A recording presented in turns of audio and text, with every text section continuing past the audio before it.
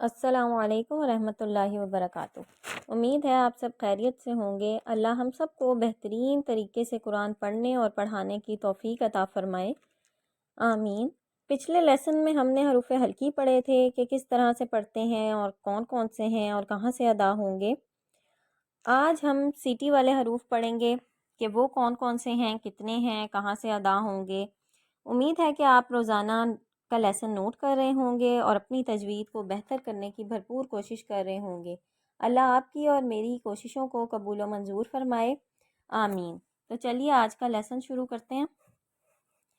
اعوذ باللہ من الشیطان الرجیم، بسم اللہ الرحمن الرحیم۔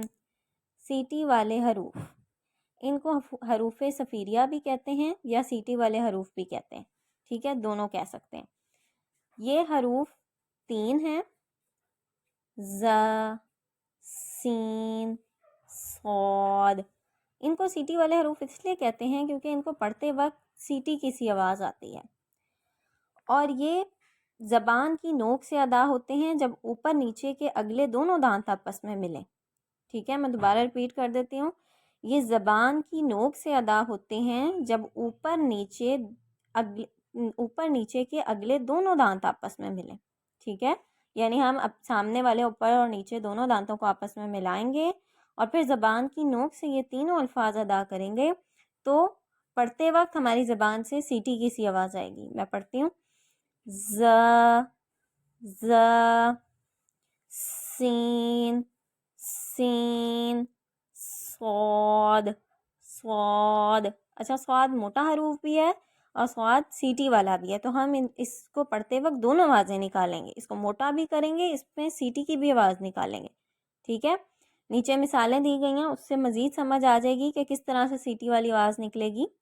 پہلا ہے زا کی مثال ہے، وہ دیکھ لیں، فَأَنزَلْنَا، فَأَنزَلْنَا۔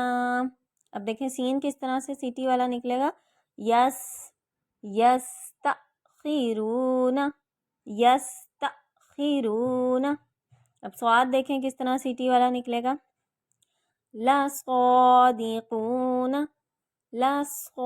اب دیکھیں صاد کو میں موٹا بھی کر رہی ہوں اور سیٹی والی آواز بھی نکال رہی ہوں، لَصَادِقُونَ، اس طرح۔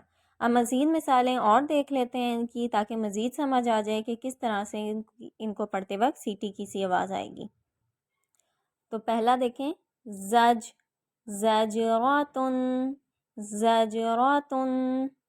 اگلا دیکھیں، مسفراتن، مسفراتن۔ اب صاد کو دیکھیں کیسے پڑھنا ہے، صادہ، صاداتن۔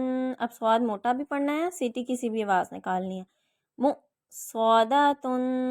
آگے سین کو کیسے پڑھنا ہے، مسغاباتن، مسغاباتن۔ آگے پھر دیکھیں سین کو کیسے پڑھنا ہے، تسنیمن۔ آگے پھر سین کو کیسے پڑھنا ہے، مسکینن، مسکینن۔ آگے پھر سین کو دیکھیں کیسے پڑھنا ہے، مسرورن۔ آگے پھر صاد کو دیکھیں کیسے پڑھنا ہے، مصفوفتن، مصفوفتن۔ آگے زا کو کیسے پڑھنا ہے، ازواجن، ازواجن۔ تو دیکھیں ہم نے مثالوں کو پڑھ کے مزید ہمیں سمجھ آ گئی کہ ان تینوں حروف کے اوپر چاہے زبر ہو، زیر ہو، پیش ہو یا ان پہ جزم ہو، یہ ہر صورت میں سیٹی کسی ہی آواز میں پڑھے جائیں گے۔ جب ان کو پڑھیں گے تو سیٹی کی آواز آئے گی، ٹھیک ہے۔ تو آج کے لیسن میں ہم نے سیکھا کہ سیٹی والے حروف کتنے ہیں، کون کون سے ہیں، کیسے پڑھنا ہے ان کو، یہ کہاں سے ادا ہوں گے، ٹھیک ہے۔ انشاءاللہ ہم روزانہ اپنے نئے رولز سیکھیں گے اور تجوید کو بہتر بنانے کی کوشش کریں گے۔ تب تک کے لیے اپنا بہت سارا خیال رکھیے گا۔ اللہ ہم سب کا حامی و ناصر ہو۔ اللہ حافظ۔